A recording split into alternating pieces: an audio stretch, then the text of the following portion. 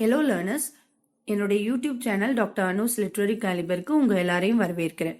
இன்னைக்கு நம்ம பார்க்க போகிற topic mastering formal communication in speaking. நம்ம பேசும்போது ரெண்டு வகையான கம்யூனிகேஷன் நம்ம யூஸ் பண்ணுவோம். ஒன்று ஃபார்மல், இன்னொன்று இன்ஃபார்மல். இந்த வீடியோவில் நம்ம ஃபார்மல் கம்யூனிகேஷன்னா என்ன அப்படிங்கிறது தான் நம்ம பார்க்க போகிறோம். முதல்ல நம்ம ஃபார்மல் கம்யூனிகேஷனுடைய விளக்கத்தை தெரிஞ்சுக்குவோம் வாங்க. Formal communication in speaking refers to the structured and organized exchange of information using a set of predefined rules and conventions. Formal communication ங்கிறது முறையா பேசுறது. அது பாத்தீங்கன்னா ஒரு முன் வரையறுக்கப்பட்ட விதிகள் மற்றும் மரபுகளின் தொகுப்பை பயன்படுத்தி கட்டமைக்கப்பட்ட மற்றும் ஒழுங்கமைக்கப்பட்ட தகவல் பரிமாற்றத்தை குறிக்குது. This type of communication is prevalent in professional settings. இந்த மாதிரியான தகவல் தொடர்பு அப்படிங்கிறது ஒரு ப்ரொஃபஷனல் செட்டிங்ஸ், அதாவது தொழில்முறை அமைப்புகள், அகாடமிக் என்விரான்மெண்ட்ஸ், அதாவது கல்வி சூழல்கள், and any situation where a certain level of decorum, clarity, professionalism and precision are required.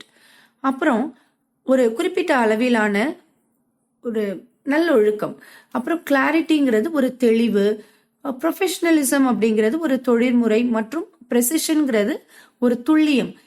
இதெல்லாம் எங்கெங்கெல்லாம் தேவைப்படுதோ அப்போ நம்ம கண்டிப்பா இந்த ஃபார்மல் கம்யூனிகேஷனை தான் நம்ம யூஸ் பண்றோம்.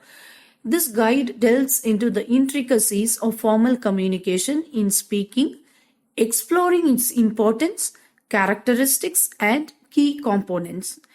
இந்த வழிகாட்டிங்கிறது நம்ம பேசுறதுல அதனுடைய முக்கியத்துவம், பண்புகள் மற்றும் முக்கிய கூறுகளை ஆராய்வதில் முறையான பங்கு வகிக்குது. இப்போ நம்ம ஃபார்மல் கம்யூனிகேஷனுடைய இம்பார்ட்டன்ஸ், அதாவது முக்கியத்துவத்தை பார்ப்போம்.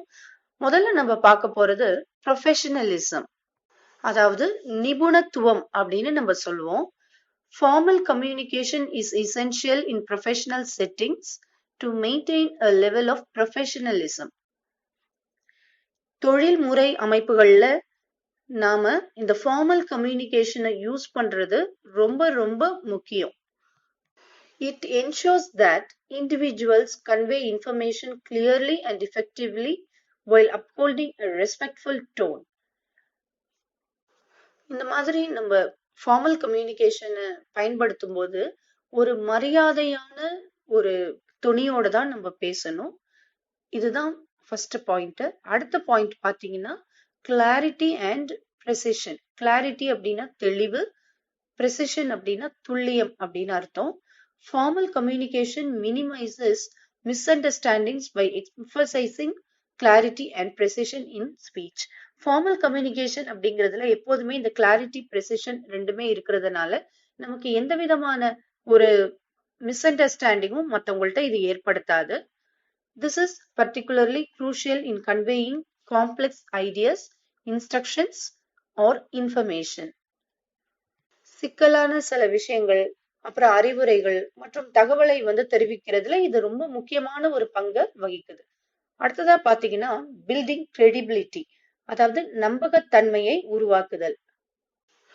இங்க கிரெடிபிலிட்டி அப்படிங்கிறது மத்தவங்க நம்புற முறையிலும் அவங்களுடைய நம்பிக்கைக்கு பாத்திரமாகவும் நடந்து கொள்ளும் ஒருவரது பண்பை குறிக்குது. ரிலேபிலிட்டி அப்படிங்கிறது நம்பகத்தன்மை. அதனால இந்த கிரெடிபிலிட்டி மற்றும் நம்பகத்தன்மை இந்த ரெண்டையும் ரொம்ப அதிகமா மேம்படுத்துது இந்த ஃபார்மல் கம்யூனிகேஷன். அது மட்டும் கிடையாது, it establishes a sense of trust among listeners. கேட்கிறவங்க மத்தியில ஒரு ட்ரஸ்ட், அதாவது நம்பிக்கை உணர்வை இது அதிகமா தூண்டுது.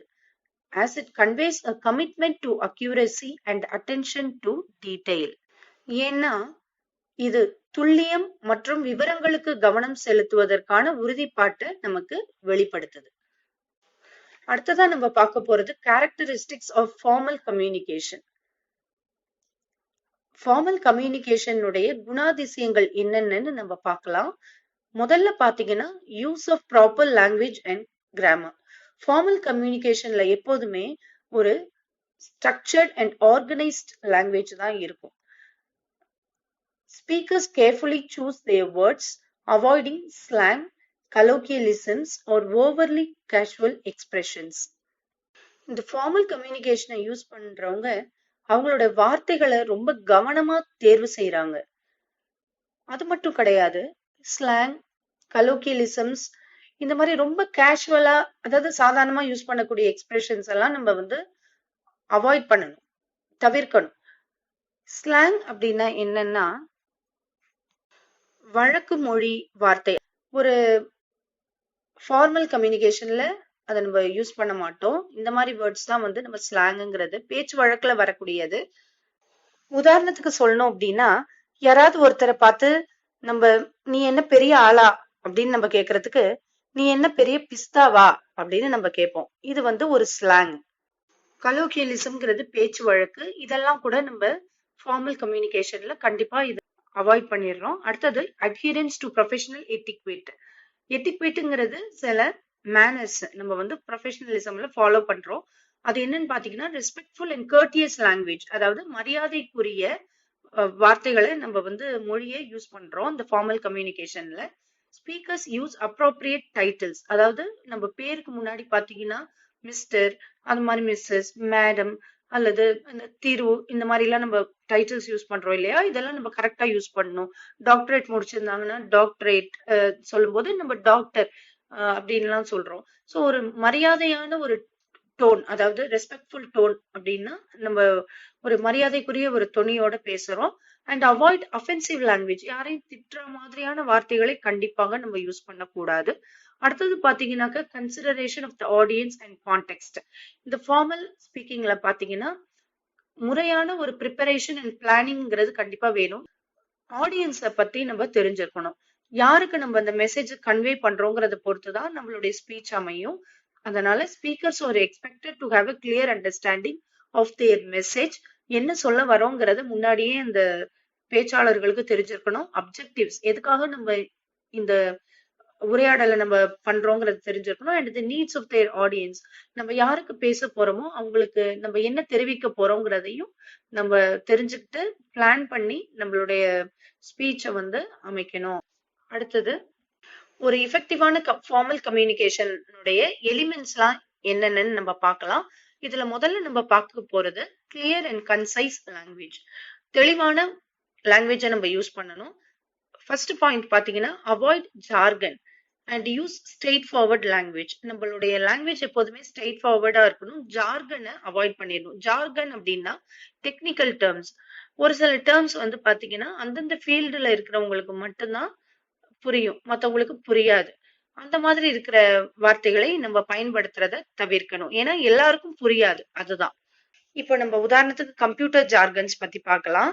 Software buck, firewall, cloud computing, IP address, software, இந்த மாதிரி டேர்ம்ஸ் எல்லாம் வந்து டெக்னிக்கல் டேர்ம்ஸ். கம்ப்யூட்டர் படிச்சவங்களால மட்டும்தான் இதை புரிஞ்சுக்க முடியும். மற்றவங்களுக்கெல்லாம் நம்ம தெரிவிக்கணும்னா அதை பத்தி விளக்கமா சொன்னா மட்டும்தான் உங்களுக்கு புரியும்.